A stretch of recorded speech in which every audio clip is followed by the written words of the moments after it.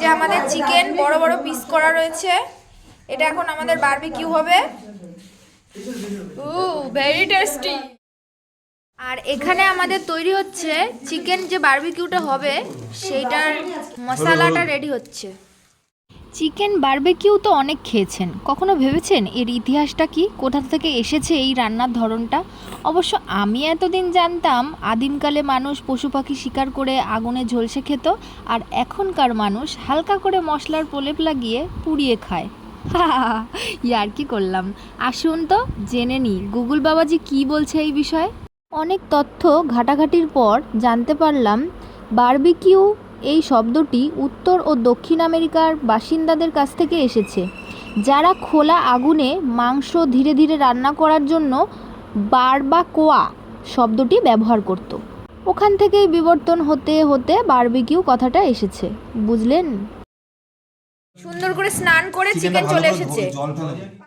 Barbecue একটি বহিরাঙ্গন খাবার পদ্ধতি, সাধারণত সামাজিক বিনোদন রূপে, যেখানে মাছ, মাংস, মুরগি, শাকসবজি সহ কাঠকয়লার আগুনে পুড়িয়ে বা ভাজা ভাজা করে খাওয়া হয়। বারবিকিউ করা সমগ্র মার্কিন যুক্তরাষ্ট্র জুড়ে জনপ্রিয়। অবশ্য আমাদের এখানেও কিছু কম জনপ্রিয় নয়, মুরগির সাথে সাথে অন্যান্য মাংসও তারা ব্যবহার করে থাকে। তা যাই হোক, আমি আর সেসব মাংসের নামঠাম নিচ্ছি না।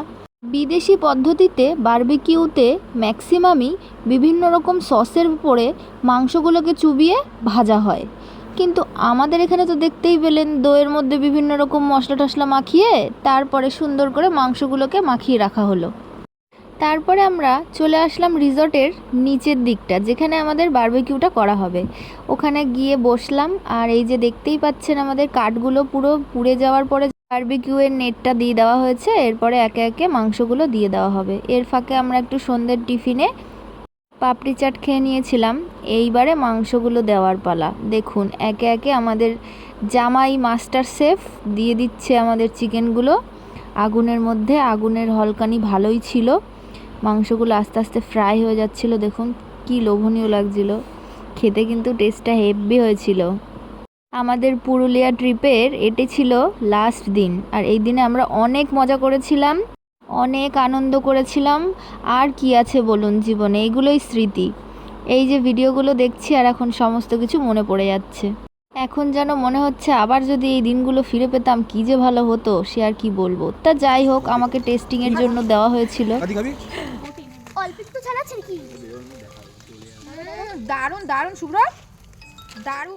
এরপরে শুভ্র টেস্ট করার জন্য গিন্নিকে দিল, আমাদের সুস্মিতা মহারানী খেয়ে বরের হাতের রান্না। তা যাই বলেন না কেন, মোরাল অফ দ্য স্টোরি, কচু পোড়া এই থুরি মাংস পোড়া কিন্তু খুব ভালোই খেতে, দারুণ দারুণ স্বাদ, যেন এখনো মুখে লেগে আছে। দাদা কেমন আছে? ভালো হয়েছে।